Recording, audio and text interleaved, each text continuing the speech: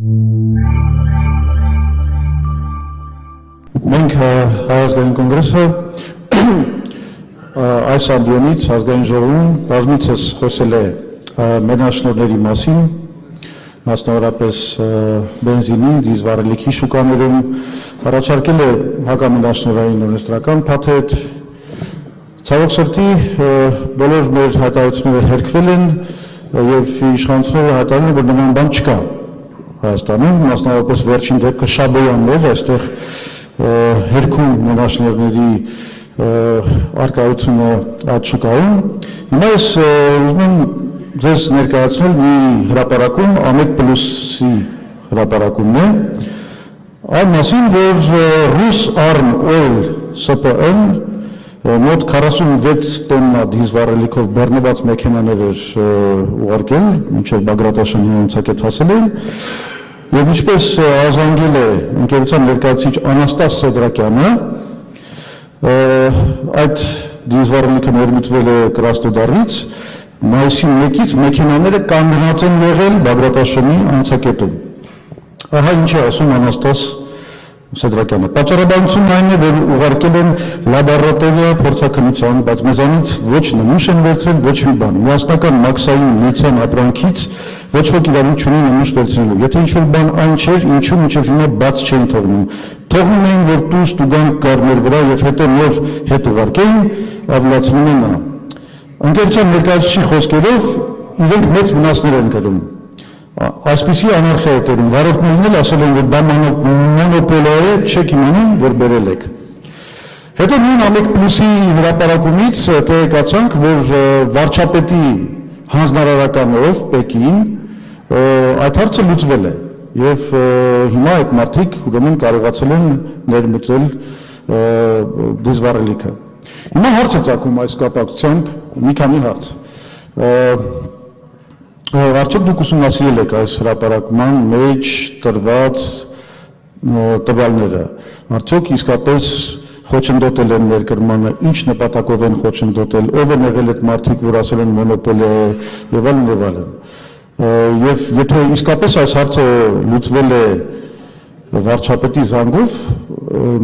հարց է ծագում, ինչու ընդհանրապես նման հարց պետք է լուծվեր կամ պահանջեր վարչապետի միջամտությունը։ Ինքնին այդ փաստը արդեն նշանակում է, որ տեղում գործում է կոռուպցիոն միջավայր, որը խոչընդոտում է ազատ ներկրմանը Հայաստան դիզվառելիքի։ Եվ ուրեմն պետք է նաև ուսումնասիրել դա եւ հասկանալ, ով է մեղավոր այդ ստեղծված իրավիճակի համար։ Խնդրում եմ ասել, ինչ միջոցառումներ է ձեռնարկել կառավարությունը այս հարցը լուծելու համար։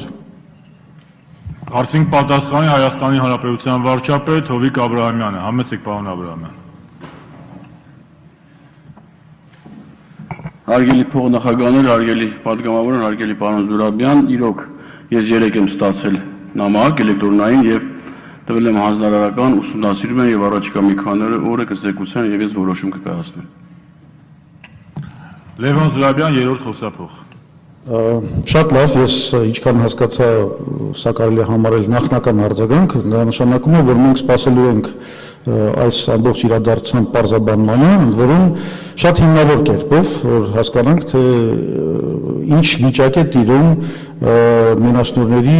առումով։ Բայց ես ուզում եմ նաև օգտվել առիթից եւ այս հնարավորությունը օգտագործել այս առիթով ասելու նաև հետեւյալը կապված մասնավորապես ձեր հրավերի հետ, երբ որ դուք հրավիրել եք քաղաքական ուժերին քննարկելու հակակոռուպցիոն միջոցառումները։ Եթե տեղյակ եք, մենք չնայած չենք եկել այդ քննարկմանը եւ բացատրել ենք, թե ինչու չենք եկել,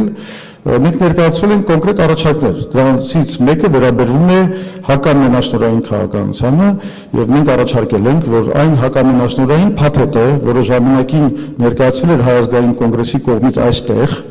եւ որը ստացել է բավականին լուրջ ձայներ, այդ թվում նաեւ 2 հոգի իշխող կուսակցությունից են քվեարկել դրա օգտին, որտեղ առաջարկում էր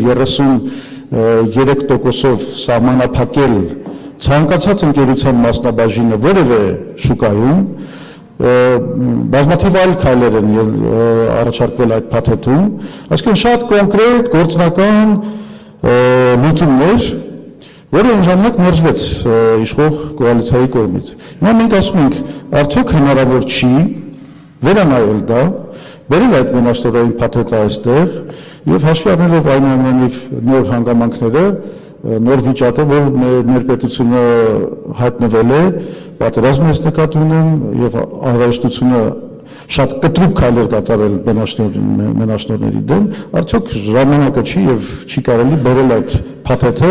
նորից քննարկել եւ դնել քվեարկության արդեն բայց կառավարության նախաձեռնությամբ։ Պարոն Զուրաբյան, լավ կլիներ, որ դուք որևէ մեկ կերպ կարողանաք ժամանակ գտնել եւ հանդիպենք, քննարկենք, մենք շատ ծավալուն քննարկել ենք մեր ազգային ժողովի գործընկերների հետ, ովքեր որ ներկա են, ուղղակի այս հարցի մասին երկար ես ասելիք ունեմ, բայց փորձեմ 3 րոպեի մեջ տեղավորվել, նույնիսկ 2 րոպե։ Մենք այսօր ենք խորհրդակցություն անցկացրել եւ մենք նախագահի ելույթից հետո փետրվարի 12-ից հետո մայիսի 12-ին եղել է նաեւ իմ արձագանքը կառավարության նիստից եւ մենք այդ քայլին հետամուտ ենք լինելու, չնայած դրան ինչքան որ քաղաքական ուժեր գործիչներ փորձում են չհավատալ, բայց մենք գործով կփորձենք իրենց համոզել։ Ինչ վերաբերում է հակամենաշնորհին, մենք որևէ մեկ ընկերության ազգային ժողովի օրենքով չենք տվել որևէ մեկի մենաշնորհ։ Դա ձևավորում է տնտեսական մենաշնորհներ, որի համար կա հանձնաժողով, պարոն Շաբոյանը, որը եթե իր դիրքը չարաշահի, ինքը պետք է պայքարի եւ այդ խնդիրներին տա լուծում։ Հիմա մենք այսօր խորհրդակցություն ենք անցկացրել ինձ մոտ, մասնակցել են բոլոր պատգամավորների ղեկավարները, եւ հիմա ուզում եմ այս բարձր ամբիոնից հայտարարել, որ որևէ մեկին չի սահմանափակվում որևէ ընկերություն, որը ցանկություն ունի զբաղվել հեղուկ վարելիքի ներկրումով։ Կարող են ներկրել եւ իրենք զբաղվել այդ բիզնեսով։ Եվ Եվրասիական տնտեսական միության կողմից ընդունվել է տեխնիկական կանոնակարգ, ուղղակի մեր պայմանը դա է, որ բոլոր չափորոշիչները պետք է համապատասխանեն այդ տեխնիկական կանոնակարգին։ Դա միակ պայմանն է, այլ որևէ պայման գոյություն չի կարող ունենալ։ Եվ այդ հանձնարարականը արդեն ստացել են պատկան մարմինները, եւ ես հետևելու եմ այդ գործընթացներին, ուղղակի այդ դեպքի հետ կապված նախնական ես տեղեկատվություն ասեմ ձեզ, որ ինչ-որ տեղ նորմատիվների խախտում է եղել, բայց ավելի մանրամասը կուսումնասիրեն եւ իսկ կզեկուցեն։ Եվս մեկ անգամ ուզում եմ հայտարարեմ, չկա մենաշնորհ։ Դրա համար ասեցի 2 րոպե ժամանակ կա, պարոն Զուրաբյան, եթե հանդիպեք կպատասխանենք։ Շնորհակալություն, Եթե թույլ տա կպատասխանենք, եթե ազգային ժողովը թույլ տա պատասխանենք։ Թույլ ենք տալիս, պարոն վարչապետ, մենք։ Պարոն Զուրաբյան, բայց կարծում եմ պարոն վարչապետի պետք է այդ հրավերին պետք է արձագանքեք եւ գնաք եւ հանդիպեք։